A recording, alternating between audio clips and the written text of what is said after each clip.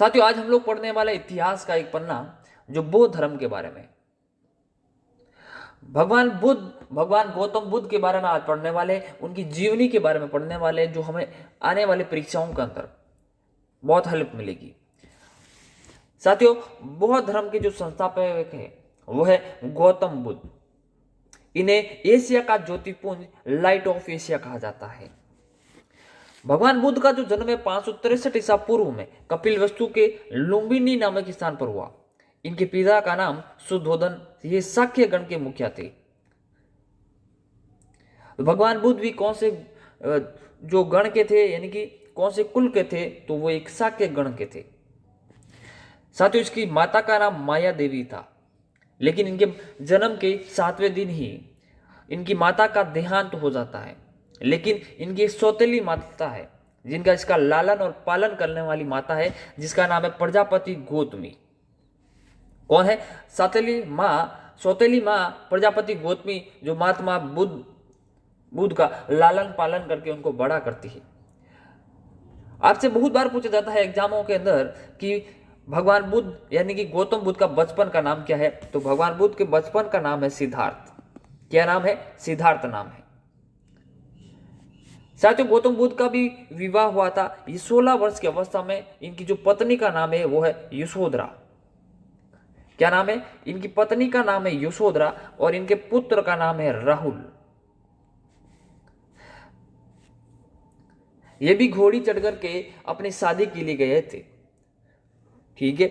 इनके जो घोड़ा का नाम है, महात्मा बुद्ध के घोड़े का नाम है कंथक, और जो उसका सारथी था उस सारथी का नाम है छंदक। ये दोनों याद रखिए, क्वेश्चन मोस्ट इंपोर्टेंट है। महात्मा बुद्ध के जो घोड़े का नाम है वो था कंथक, और जो सारथी थे उसका नाम है छंदक। ग्रह था क्या, जिसे बौद्ध धर्म में मां विनिष्क्रमण कहा गया है। भगवान बुद्ध ने ये जो अपना ग्रह त्याग किया, उससे पहले जब ये अपने राज्य के अंदर थे, जब राज्य से बाहर एक दिन घूमने के लिए निकले, किसके साथ में? घोड़ा कंथक और अपने सारथी छंदक के साथ में। तो सबसे पहले उन्होंने एक बूढ़ा व्यक्ति को देखा, फिर एक बीमार व्यक्ति को देखा, उसके बाद में एक मृत व्यक्ति को देखा, फिर एक सन्यासी को देखा। ये कहानी हर किसी ने सुनी है, आप लोगों को भी पता होगी, आई हो। फिर महात्मा बुद्ध ने भी सोचा कि फिर एक दिन मरना ही है, तो इस साधु की तरह मरेंगे जिसको कल की चिंता है, न बीते हुए कल की चिंता है। जो आने वाले कल की चिंता है, न बीते हुए कल की चिंता है, वो आज में मस्त है। मैं भी सन्यास लूंगा, मैं भी एक सन्यासी बनूंगा। और वे अपने ग्रह त्याग कर देते हैं। जिसमें महात्मा बुद्ध अपना ग्रह त्याग करते हैं, उस समय उनकी जो उम्र है वो 29 वर्ष होती है। कितनी वर्ष होती है? 29 ईयर्स ओल्ड होते हैं वो। भगवान जो बुद्ध है, इनके जो प्रथम गुरु थे उनका नाम है अल्लाह कलाम सिद्धार्थ। क्या नाम आता है? इनके जो प्रथम गुरु है उसका नाम है अल्लाह कलाम। ये सिद्धार्थ के ये प्रथम गुरु थे, यानी भगवान बुद्ध के प्रथम गुरु थे। उसके बाद में करामपुत से भी इन्होंने शिक्षा ली। ये दूसरे तो नहीं कह सकते, दूसरे एक और भी थे, रुद्रक्राम से भी इन्होंने शिक्षा ली, ये भी गुरु थे। भगवान बुद्ध जब अपने ग्रह त्याग किया था और अपने ज्ञान की प्राप्ति के लिए जब निकले, तो उरुवेला के अंदर, कहां पे? इस जगह का नाम रखिए, उरुवेला में सिद्धार्थ को 5 साधक मिले, यानी कि 5 साधु से उनका मुलाकात हुई। वे साधु कौन कौन से थे? उनका नाम है कौंडिन्य, वपा, भादिया, महानामा और असागी। ये 500 साधक के बारे में आपको ध्यान में रखना। ये उरुवेला के अंदर मिले थे। कौंडिन्य, वपा, भादिया, महानामा और असागी, ये 5 साधक मिले। और क्या बातें हैं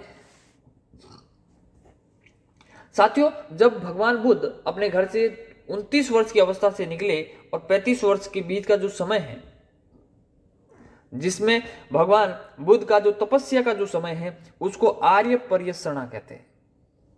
इस समय को क्या कहते हैं? आर्य पर्यसना कहते हैं। क्या कहते हैं इसको?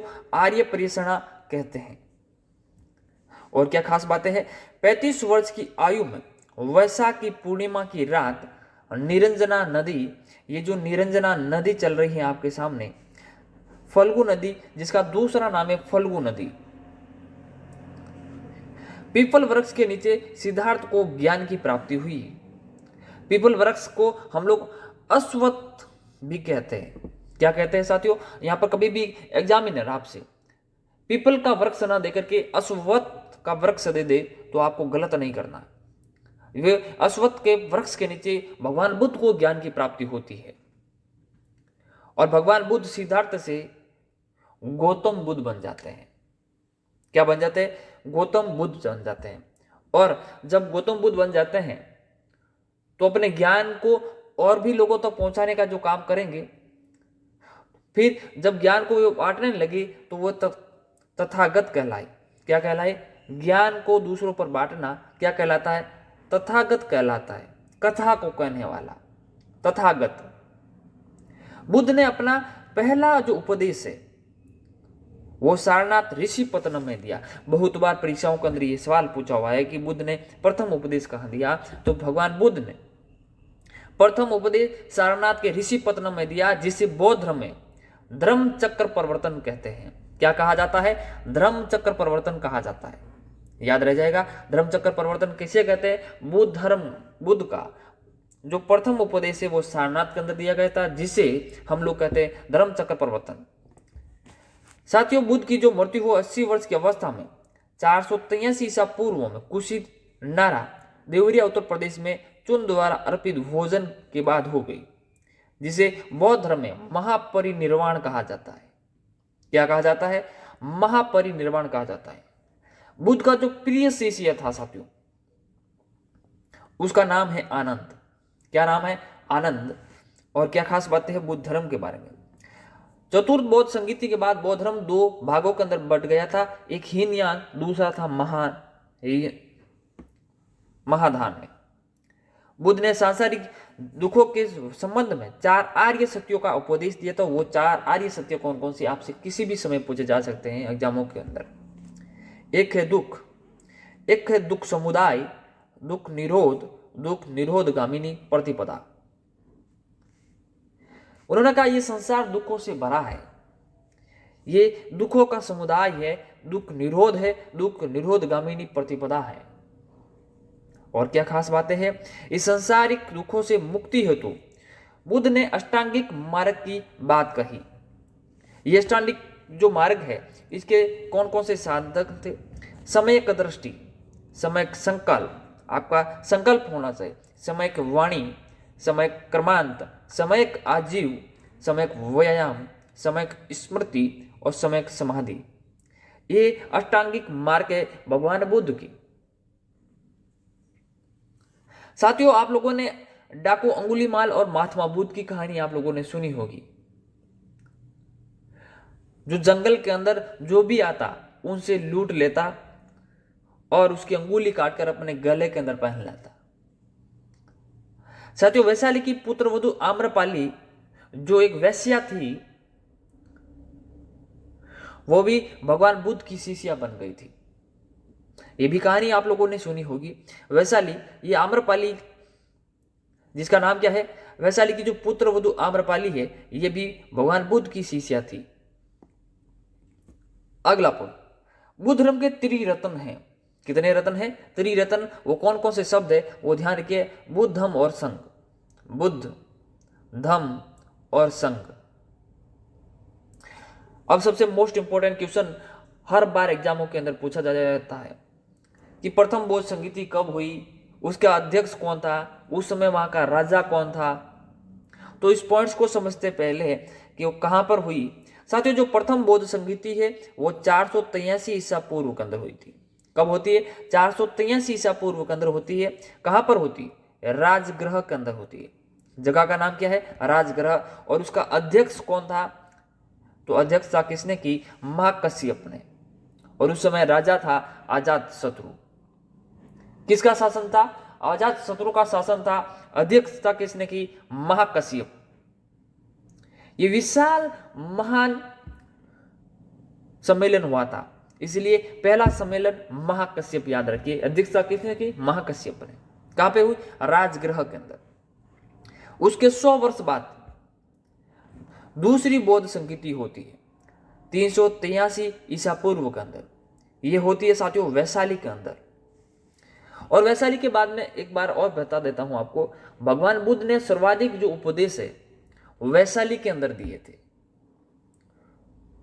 क्योंकि वैशाली के श्रावस्ती में दिए थे। कहां पे दिए थे? वैशाली के श्रावस्ती के अंदर।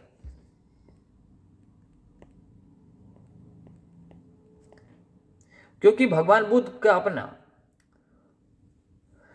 सर्वाधिक जीवन 20 वर्ष कहां पे दिए थे? इस वैशाली श्रावस्ती के अंदर दिए थे। इसलिए भगवान बुद्ध ने सर्वाधिक उपदेश भी वैशाली के श्रावस्ती में दिए थे। और दूसरी बौद्ध संगीति वैशाली के अंदर होती है। उस समय जो अध्यक्षता किसने की? साबा कामी के द्वारा की गई। उस समय किसका शासन था? कालाशोक का शासन था। फिर होती तीसरी बौद्ध संगीति 255 ईसा पूर्व के अंदर। यह होती है साथियों पाटलिपुत्र के अंदर। और मोगली पोतिस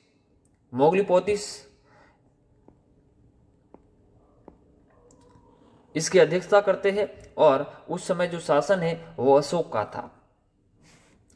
चौथी जो बौद्ध संगीति होती है, चतुर्थ बौद्ध संगीति, ये प्रथम शताब्दी के अंदर होती है। कब होती है साथियों? ये प्रथम शताब्दी के अंदर होती है, कुंडल वन के अंदर। कहां पे होती है? कुंडल वन के अंदर। और इसकी जो अध्यक्षता वसुमित्र अश्वघोष ने की। वसुमित्र और अश्वघोष ने की। उस समय जो राजा था वो था राजा कनिष्क। कौन था? राजा था कनिष्क। एक बार फिर से रिवीजन मारते हैं हल्का सा और इस चीज को समझते हैं। प्रथम बौद्ध संगीति राजगृह के अंदर, अध्यक्षता किसने की? महाकश्यप ने। और कब होती है? 483 ईसा पूर्व के अंदर। और राजा कौन था? अजातशत्रु। दूसरी बौद्ध संगीति होती है उसके 100 वर्ष बाद। कब होती है? 383 ईसा पूर्व के अंदर। कहां पे? वैशाली के अंदर। अध्यक्ष साबा कामी। किसका शासन था? कालाशोक का। तीसरी बौद्ध संगीति 255 ईस्वी के अंदर। कहां पे? पाटलिपुत्र के अंदर। मोगली पोतिस इसके अध्यक्ष थे और अशोक का शासनकाल था। और चौथी बौद्ध संगीति होती है प्रथम ईस्वी के अंदर, प्रथम शताब्दी कह सकते हैं, प्रथम शताब्दी के अंदर। और कहां पे होती है? कुंडल वन के अंदर। इसकी अध्यक्षता किसने की? वसुमित्र और अश्वघोष ने। राजा कौन था? कनिष्क था। इतने पॉइंट्स आपको बुद्ध धर्म के बारे में भी आपको ध्यान में रखने हैं। Thank you for watching my video. अगर ये क्लास आपको अच्छी लगती है, हेल्पफुल लगती है, तो अपने साथियों के साथ में शेयर करना ना भूलें। अगर आप हमारे चैनल पर नए हैं तो चैनल को सब्सक्राइब करना ना भूलें। साथियों अपना और अपनों का ख्याल रखें। मिलते हैं अगली क्लास के अंदर। धन्यवाद।